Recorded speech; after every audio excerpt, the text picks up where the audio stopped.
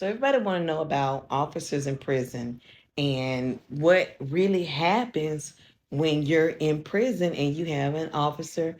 Is he messing with the inmates or whatever? But before we get started, let me show y'all this. Your girl is on 60 days in. Yes, that's me climbing about the fucking fence. Not gonna tell y'all what was going on right there, but it was some shiznit. But anyway, let me jump right on into it.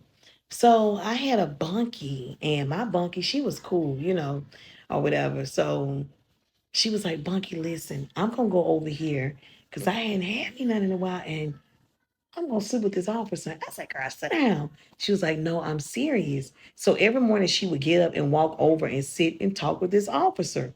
So one day she came over, she was like, yeah, he's been telling me all kinds of nasty stuff, that he wants to sleep with me and what he'll do to me. And I'm just like, this bitch lying. Y'all, she lying. Yeah. One morning, actually a couple mornings in a row, the officer, when he would come on a shift, he would come by and he would shake the door. And that's just to let her know that he was there. So I'm like, oh my God, she not lying. So one day she came in the room, she was like, Bunky, he told me to be up and be ready. I said, ready for what? We're gonna have sex. And I'm like, oh my God. She was like, but I told him that my bed was your bed. Yeah, I could have shit a damn brick because I had already been up in there every bit of 6 months. What the fuck was he gonna do with me? How was this gonna take place? What what was I gonna be at? Who y'all don't know. It was crazy. And I have even more stories, but one of the officers I will tell you, his name was Adrian Stargell. He was sentenced to federal prison. You can read that on your own time.